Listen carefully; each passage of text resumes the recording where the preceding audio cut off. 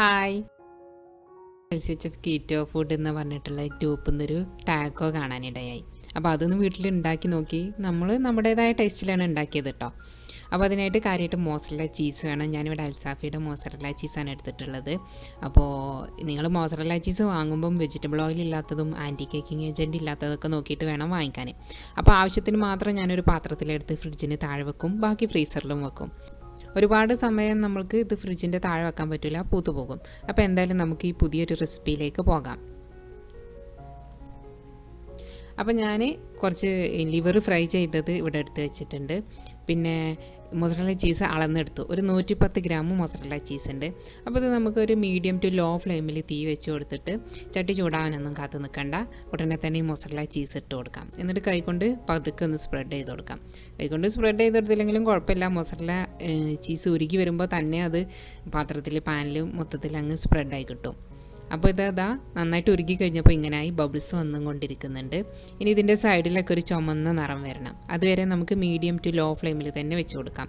Flame കൂടി പോയാൽ അടിഭാഗം പെട്ടെന്ന് അങ്ങ് കരിഞ്ഞു പോകും. അപ്പോൾ മീഡിയം ടു ലോ ഫ്ലെയിമിൽ വെക്കാനും മറന്നു പോകരുത് കേട്ടോ. ആ സമയം കൊണ്ട് ഞാൻ എൻ്റെ കയ്യിലുള്ള ലിവർ ഫ്രൈ ഒന്ന് പൊടിച്ചെടുക്കുന്നുണ്ട്. അപ്പോൾ നമ്മൾ കഴിക്കുമ്പം അങ്ങ് കൊഴിഞ്ഞ് വീഴാതിരിക്കാനൊക്കെ വേണ്ടിയിട്ടാണ് ഇങ്ങനെ പൊടിച്ചെടുക്കുന്നത്. ഇനി മിൻസഡ് മീറ്റ് നിങ്ങളുടെ ഇഷ്ടമുള്ള ഫ്ലേവർ വെച്ചിട്ട് വേവിച്ചെടുത്തത് ഉണ്ടെങ്കിൽ അത് മതി കേട്ടോ. അപ്പോൾ എന്താണ് നമ്മളുടെ കയ്യിലുള്ളത് ആ ഒരു ഇറച്ചി നമുക്ക് ഉപയോഗിക്കാം.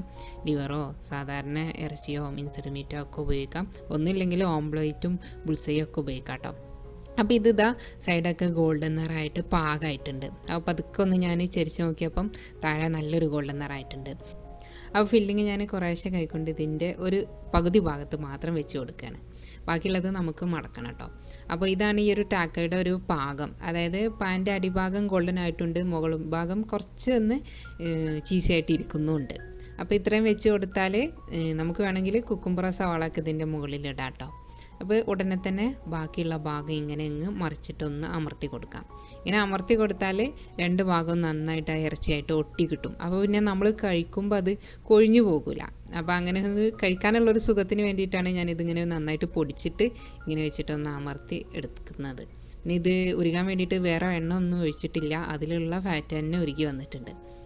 അപ്പോൾ ഒരു മിനിറ്റ് ഒന്നായി കഴിഞ്ഞാൽ നമുക്ക് പ്ലേറ്റിലേക്ക് മാറ്റാം. അപ്പോൾ ഇതേപോലെ തന്നെ അടുത്തത് ഉണ്ടാക്കുകയാണ്. രണ്ടാമത്തെ ഇട്ട് കൊടുക്കുമ്പോൾ നമുക്ക് പാനൊന്ന് പുറത്തേക്ക് മാറ്റിയിട്ട് ഇട്ട് കൊടുത്തതിന് ശേഷം തീയിലേക്ക് വെച്ച് കൊടുത്താൽ മതി കേട്ടോ. അപ്പോൾ അതാണ് കൈകൊണ്ട് അതൊന്ന് പരത്തി കൊടുക്കാൻ സ്പ്രെഡ് ചെയ്യാനുള്ളൊരു സുഖത്തിന് വേണ്ടിയിട്ടാണ് ഞാൻ തീയിൽ നിന്ന് പുറത്തേക്ക് പാന് വെച്ചത്. അപ്പോൾ രണ്ടാമത് ഉണ്ടാക്കുമ്പോൾ ഇത്രേ ശ്രദ്ധിക്കാനുള്ളൂ. ഇതാണ് ഞാൻ നേരത്തെ പറഞ്ഞ പോലെ സവാളയൊക്കെ ഒന്ന് ചെറുതായിട്ടൊന്ന് വെച്ച് കൊടുക്കുന്നത്.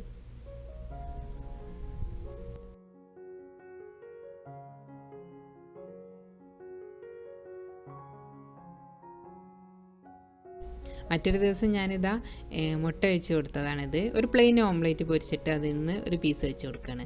പിന്നെ അതിൻ്റെ മുകളിൽ കുറച്ച് കുക്കുംബർ കഷ്ണങ്ങൾ ചെറുതാക്കി അരിഞ്ഞത് കൂടെ ഇട്ട് കൊടുക്കുന്നുണ്ട്. നേരത്തെ പറഞ്ഞ പോലെ തന്നെ മടക്കിയെടുക്കുകയാണ്. വേണമെങ്കിൽ നിങ്ങൾക്ക് മടക്കിയതിന് ശേഷം അടുത്ത ഭാഗം ഒന്ന് മുരിച്ചെടുക്കാം കേട്ടോ.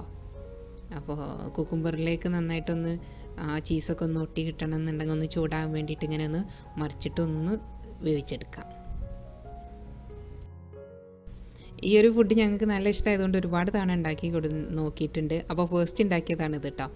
കൈകൊണ്ട് നമ്മൾ സാധാരണ മുറിച്ചിട്ട് കഴിക്കുന്ന പോലെ അടയൊക്കെ കഴിക്കുന്ന പോലെ ഒന്ന് മുറിച്ച് നോക്കിയതാണ്, പക്ഷെ പറ്റിയില്ല. പിന്നെയാണ് കയ്യിലെടുത്തിട്ട് കടിച്ച് തിന്നത്. അപ്പോൾ കയ്യിലെടുത്തിട്ട് കടിച്ച് തിന്നുമ്പം പലപ്പോഴും ഉണ്ട് നമ്മൾ സാൻഡ്വിച്ചൊക്കെ കഴിക്കുമ്പോൾ അങ്ങ് കൊഴിഞ്ഞു പോവുക. അപ്പോൾ ഇങ്ങനെ നന്നായിട്ട് മടക്കി ഒട്ടിച്ച് കഴിഞ്ഞാൽ അങ്ങനെ കൊഴിഞ്ഞു പോകുന്നില്ല. കയ്യിൽ പിടിച്ചിട്ട് ഇങ്ങനെ കടിച്ചിട്ട് തിന്നാൻ നല്ല ടേസ്റ്റാണ്. അപ്പോൾ ഓംലേറ്റ് വെച്ചിട്ടും ബുൾസൈ വെച്ചിട്ടും ഒക്കെ നിങ്ങൾക്ക് ട്രൈ ചെയ്ത് നോക്കാം കേട്ടോ. പിന്നെ ഓംലേറ്റ് വെച്ചിട്ട് തയ്യാറാക്കുമ്പം നമ്മൾ വട്ടത്തിലൊരു ഓംലേറ്റ് ഉണ്ടാക്കി കഴിഞ്ഞാൽ അത് പിന്നെ നമ്മൾ ഈ ടാക്കോയുടെ ഉള്ളിലേക്ക് വെച്ച് കൊടുക്കുമ്പം അതിൻ്റെ ഒരു പാകത്തിന് മുറിച്ച് കൊടുത്താൽ മതി. ഇപ്പം ഞാനൊരിക്കലും വെച്ചത് ഓംലേറ്റിൻ്റെ പീസ് കുറച്ച് വലുതായിപ്പോയി, വേറൊരു പാനിൽ ഉണ്ടാക്കിയതായിരുന്നു. അപ്പോൾ അത് ഇതിനകത്തേക്ക് വെച്ചപ്പോൾ കുറച്ച് വലുതായിപ്പോയി. അപ്പോൾ ഇങ്ങനെ മടക്കിയപ്പോൾ ബാക്കി സ്പേസ് വന്നു. അപ്പോൾ പിന്നെ രണ്ടാമത്തെ പീസ് വെച്ചപ്പോൾ ഞാൻ അതിന് പാകത്തിന് മുറിച്ചെടുത്തിട്ടാണ് ഇങ്ങനെ വെച്ച് മടക്കിയത്. അപ്പോൾ അതിന് പാകമായി കിട്ടി സൈസ്. അപ്പോൾ ഇത്രയേ ഉള്ളൂ. നിങ്ങൾ പരീക്ഷിച്ച് നോക്കൂ, തീർച്ചയായിട്ടും എല്ലാവർക്കും ഇഷ്ടമാകും. ഒരു കാർബ് ഉപയോഗിക്കാൻ തന്നെ നമുക്ക് ടാക്കോ ഉണ്ടാക്കിയെടുക്കാം. പലപ്പോഴും രാത്രികളിൽ നമുക്ക് സലാഡ് ചിലപ്പം മടുത്തിട്ടിരിക്കാം. ഇനിയിപ്പോൾ ഓംലേറ്റ് ഐറ്റംസ് കഴിക്കുകയാണെങ്കിൽ അതും ചിലപ്പോൾ ഒരു മടുപ്പ് തോന്നിയിരിക്കാം. ഇനിയിപ്പോൾ രാവിലെ വേണമെങ്കിൽ ബ്രേക്ക്ഫാസ്റ്റിനും ഓംലേറ്റോ മുട്ടയൊക്കെ വെച്ചിട്ട് ഇതേപോലെ ചീസൊക്കെ ആഡ് ചെയ്തുകൊണ്ട് ഉണ്ടാക്കുകയാണെങ്കിൽ നല്ലൊരു ടേസ്റ്റാണ്. ആ മുട്ടയുടെയും ബുൾസൈൻ്റെയും ഒക്കെ ആ ഒരു മടുപ്പൊക്കെ നമുക്കങ്ങ് മാറി കിട്ടും. പിന്നെ മുട്ട പ്ലെയിന് പൊരിച്ചെടുക്കുമ്പോൾ നന്നായിട്ട് ഉപ്പും കുരുമുളകൊക്കെ വിതറിയാൽ മതി. ഇതിലേക്ക് നമ്മൾ ഈ ഉണ്ടാക്കുന്ന സമയത്ത് വേറെ സ്പൈസസ് ഒന്നും ചേർക്കുന്നില്ല. അപ്പോൾ നിങ്ങൾ അത്യാവശ്യം കാര്യങ്ങൾ അതിൻ്റെ ഉള്ളിൽ വെക്കുന്ന ഫില്ലിങ്ങിൽ ആഡ് ചെയ്ത് കൊടുത്താൽ മതി. പിന്നെ ഇത് ഞങ്ങൾ സോസ് വെച്ചിട്ട് കഴിച്ച് നോക്കി, പക്ഷേ അതിൻ്റെ ഒന്നും ആവശ്യമില്ല. നമ്മളൊരു എരിവിലും ഉപ്പിലും ഒക്കെ ഇത് തനിച്ച് കഴിക്കാൻ തന്നെ നല്ല ടേസ്റ്റ് ഉണ്ട്. പിന്നെ ചീസല്ലേ, മുരിഞ്ഞ് കഴിഞ്ഞപ്പോൾ പറയാനും ഇല്ല. അപ്പോൾ ഫ്രണ്ട്സ്, നിങ്ങൾ തീർച്ചയായിട്ടും ട്രൈ ചെയ്ത് നോക്കൂ, ഇഷ്ടമാകും. എന്നാൽ നിങ്ങളുടെ അഭിപ്രായങ്ങളും നിർദ്ദേശങ്ങളൊക്കെ അറിയിക്കാം കേട്ടോ. പിന്നെ വീഡിയോ ആദ്യമായിട്ടാണ് കാണുന്നതെങ്കിൽ സബ്സ്ക്രൈബ് ചെയ്യാനും ബെല്ലൈക്കൺ അടിക്കാനും ഓൾ എന്ന ഓപ്ഷൻ കൊടുക്കാനും മറക്കരുത്. അപ്പോൾ ഇതേപോലെ അപ്ലോഡ് ചെയ്യുന്ന വീഡിയോസിൻ്റെ നോട്ടിഫിക്കേഷൻ നിങ്ങൾക്ക് ലഭിക്കും. അപ്പോൾ ശരി ഫ്രണ്ട്സ്, പുതിയൊരു വീഡിയോയുമായിട്ട് കാണാം.